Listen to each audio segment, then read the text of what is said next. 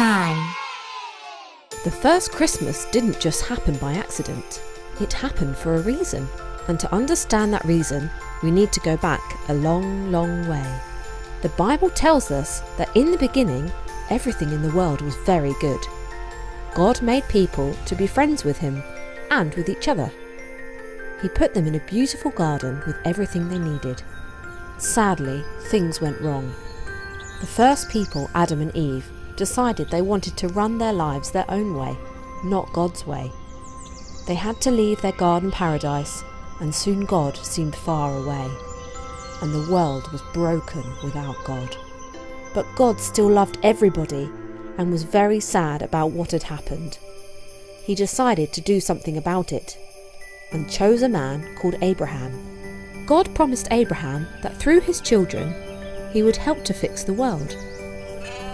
Over many years, Abraham's descendants became the Jewish people and lived in Israel, the land that God had given them. Time passed. God's people kept getting into trouble, but God always rescued them. He sent messengers to remind them who he was and to guide them back to him. In order to protect and lead his people, God gave them kings. The greatest and best of those kings was David, from a place called Bethlehem. In time, people built a big temple where they could be closer to God. But despite the messengers, the kings and the temple, God still seemed far away. God made many promises to his people that one day a special king would come who would bring God and people back together again. The Jewish people kept waiting for a child to be born who would be the promised king. Finally, 2,000 years ago, things began to happen. The first thing that happened was that an angel appeared to an old man called Zechariah who served in the temple. The angel told him that after a lifetime of waiting, his wife Elizabeth would have a baby son. This boy would be someone special. He would be filled with God's Holy Spirit and would prepare the way for God's king. The baby was to be called John. Later in the Bible, we read how John made people ready for God's king by baptizing them in water as a sign that their sins had been washed away and their lives were clean. But the really important thing was what happened at almost the same time in a town called Nazareth. A young girl called Mary lived there, and she loved God. Mary was engaged to be married to a man called Joseph. One day, she was visited by an angel called Gabriel. "Don't be afraid, Mary. God is pleased with you," Gabriel said. "You are going to become pregnant. The boy you will have will be called Jesus, and he will be great." The name Jesus means God rescues, and rescuing is exactly what Jesus does. "People will call Jesus the Son of God," Gabriel continued, "and he will be a king like David, only with a kingdom that will never end." Mary didn't understand. "There's a problem," she said. "You need a man to produce babies, and Joseph and I aren't yet married." Gabriel replied, "That isn't a problem for God. The baby will be made through God's Holy Spirit." This tells us that Jesus was not going to be an ordinary human being like you or me, but God as well. Mary bowed her head. "I am God's servant. May your promises come true." She was so filled with joy that she sang a song to God, praising him for what he was doing for his people.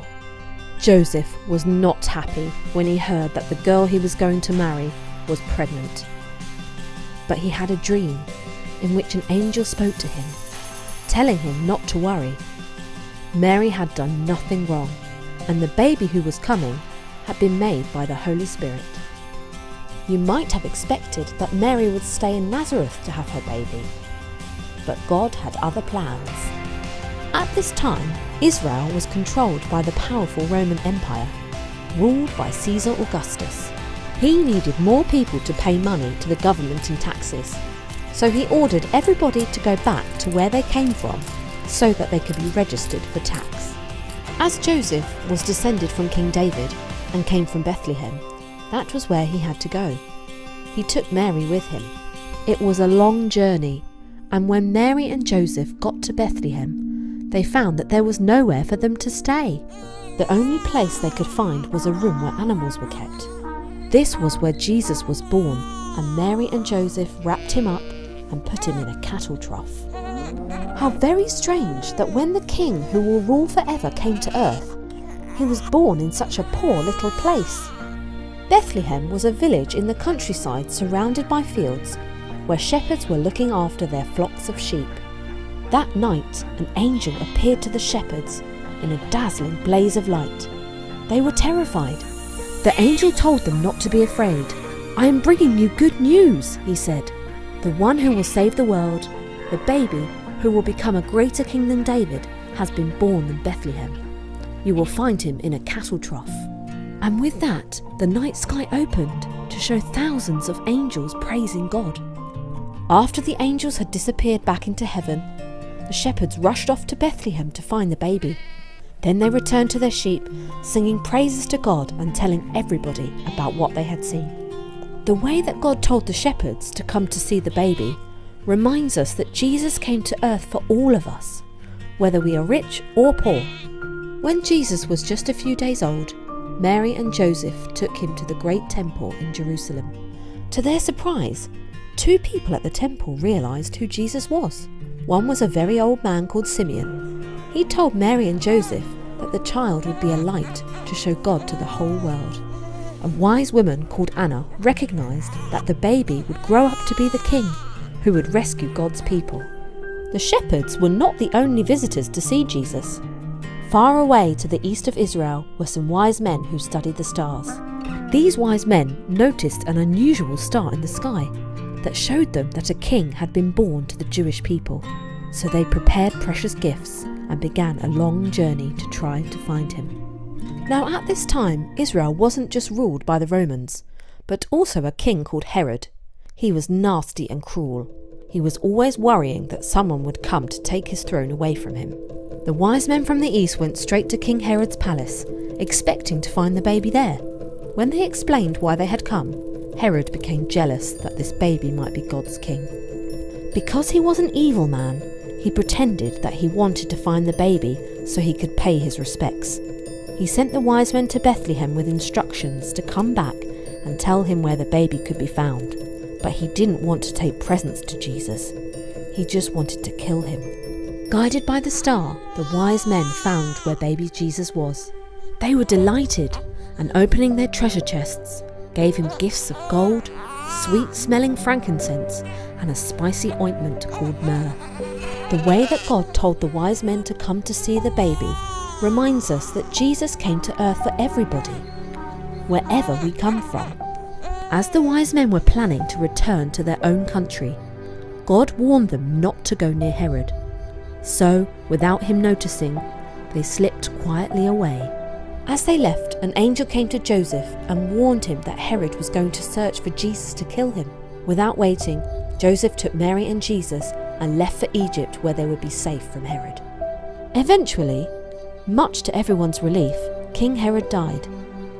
Mary, Joseph, and the young Jesus returned to Nazareth, where Jesus grew up. But those who knew the story of his birth wondered what was going to happen to him.